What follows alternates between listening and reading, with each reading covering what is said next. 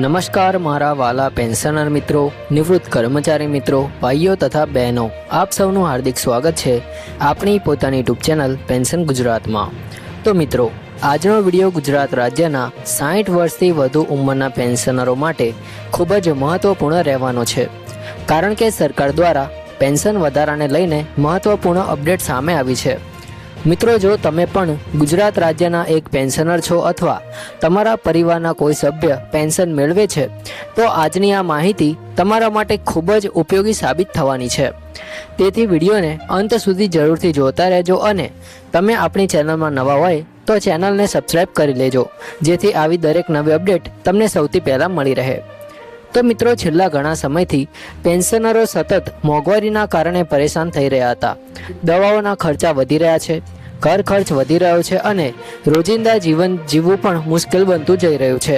એવા સમયમાં ગુજરાત સરકાર દ્વારા પેન્શનરો માટે કેટલાક મહત્વપૂર્ણ નિર્ણયો લેવામાં આવ્યા છે। મિત્રો, સૌથી પહેલાં વાત કરીએ મોંઘવારી ભથ્થા એટલે કે ડીઆર વધારા વિશે।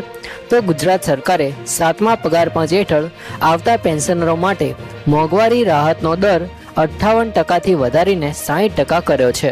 આ વધારો 1 જાન્યુઆરી 2026થી લાગુ કરવામાં આવ્યો છે, એટલે કે ઘણા પેન્શનરોને હવે વધારાની રકમ સાથે એરિયર્સ પણ લાભ મળી શકે છે। મિત્રો, ઘણા લોકો વિચારે છે કે માત્ર 2%નો વધારાનો શું ફાયદો આપશે, પરંતુ જ્યારે માસિક પેન્શન પર તેનો હિસાબ કરવામાં આવે છે ત્યારે પેન્શનરોને દર મહિને સારી એવી વધારાની રકમ મળી શકે છે। ખાસ કરીને એવા પેન્શનરો માટે આ વધારો મોટી રાહત સમાન છે જેમને દર મહિને દવાઓ અને સારવાર પાછળ વધારે ખર્ચ કરવો પડે છે। મિત્રો, અગાઉ દિવાળી દરમિયાન પણ સરકાર દ્વારા 7મા પગાર પંચ હેઠળ આવતા પેન્શનરો માટે 3%નો વધારો જાહેર કરવામાં આવ્યો હતો અને હવે ફરી વધારો થતાં પેન્શનરોમાં ખુશીનો માહોલ જોવા મળી રહ્યો છે। મિત્રો, હવે વાત કરીએ 6ઠ્ઠા પગાર પંચ હેઠળ આવતા પેન્શનરો વિશે। તો ગુજરાત સરકારે આવા પેન્શનરો માટે પણ 5%નો વધારો જાહેર કર્યો છે। ઘણા એવા વડીલ પેન્શનરો છે જેમને વર્ષો પહેલાં નિવૃત્તિ લીધી હતી અને જેમનું પેન્શન આજના સમયમાં ખૂબ ઓછું થઈ ગયું હતું। હવે સરકારના આ નિર્ણયથી તેમને પણ આર્થિક રાહત મળશે। મિત્રો, હવે સૌથી મહત્વપૂર્ણ વાત કરીએ બોર્ડ, નિગમ અને કોર્પોરેશનના નિવૃત્ત કર્મચારીઓ માટેની। તો ગુજરાત સરકારે જાહેર સાહસો અને બોર્ડ નિગમના નિવૃત્ત કર્મચારીઓ માટે લઘુત્તમ પેન્શન વધારીને 9,000 રૂપિયા મંજૂર કર્યું છે। મિત્રો, ઘણા પેન્શનરો એવા હતા જેમને ખૂબ ઓછું પેન્શન મળતું હતું અને ઘર ચલાવવું મુશ્કેલ બની રહ્યું હતું। હવે આ નિર્ણયથી હજારો નિવૃત્ત કર્મચારીઓને સીધો લાભ મળશે। ખાસ કરીને વડીલ પેન્શનરો માટે આ નિર્ણય ખૂબ જ મહત્વનો માનવામાં આવી રહ્યો છે। મિત્રો, હવે સામાજિક સુરક્ષા યોજનાઓ વિશે વાત કરીએ તો ગુજરાત સરકાર દ્વારા 60 વર્ષથી વધુ ઉંમરના નિરાધાર વડીલો માટે દર મહિને 1250 રૂપિયાની સહાય આપવામાં આવે છે। આ યોજના એવા વડીલો માટે ઉપયોગી છે જેમની પાસે આવકનું કોઈ પણ સાધન નથી। ઘણા વૃદ્ધ લોકો માટે આ સહાય જીવન જીવવા માટે મોટો સહારો બની રહી છે। ત્યારબાદ મિત્રો, ગંગા સ્વરૂપા આર્થિક સહાય યોજના હેઠળ વિધવા બહેનોને દર મહિને 1250 રૂપિયા આપવામાં આવે છે। આ રકમ સીધી તેમના બેંક ખાતામાં જમા થાય છે।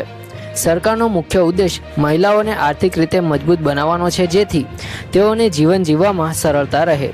મિત્રો, ઇન્દિરા ગાંધી રાષ્ટ્રીય વૃદ્ધ પેન્શન યોજના હેઠળ પણ પાત્રતા ધરાવતા વડીલોને માસિક પેન્શન આપવામાં આવે છે।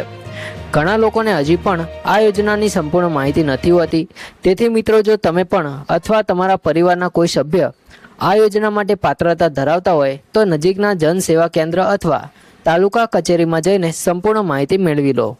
અહીં મિત્રો, અહીં એક મહત્વની વાત યાદ રાખવાની છે કે પેન્શન સંબંધિત તમામ દસ્તાવેજો સમયસર અપડેટ હોવા જોઈએ। આધાર કાર્ડ, બેંક ખાતું અને જીવન પ્રમાણપત્ર જેવી વિગતો યોગ્ય હોવી ખૂબ જ જરૂરી છે। ઘણી વખત દસ્તાવેજોમાં ભૂલ હોવાને કારણે પેન્શન અટકી શકે છે, તેથી સમયસર તમામ પ્રક્રિયા પૂર્ણ કરવી ખૂબ જ જરૂરી છે। મિત્રો, સરકાર દ્વારા પેન્શનરો માટે લેવામાં આવેલા આ નિર્ણયો ચોક્કસ રીતે રાહત આપનાર છે। જો કે ઘણા પેન્શનરો હજી પણ વધુ વધારાની માંગ કરી રહ્યા છે, પરંતુ હાલનો આ વધારો પણ ઘણા પરિવારો માટે મદદરૂપ સાબિત થઈ શકે છે। ખાસ કરીને વધતી મોંઘવારી વચ્ચે આર્થિક સહાય અને પેન્શનમાં વધારો વડીલો માટે મોટો આધાર બની રહ્યો છે। તો મિત્રો, આજની આ મહત્વપૂર્ણ માહિતી તમને કેવી લાગી કોમેન્ટમાં જરૂરથી જણાવજો। જય હિન્દ, વંદે માતરમ।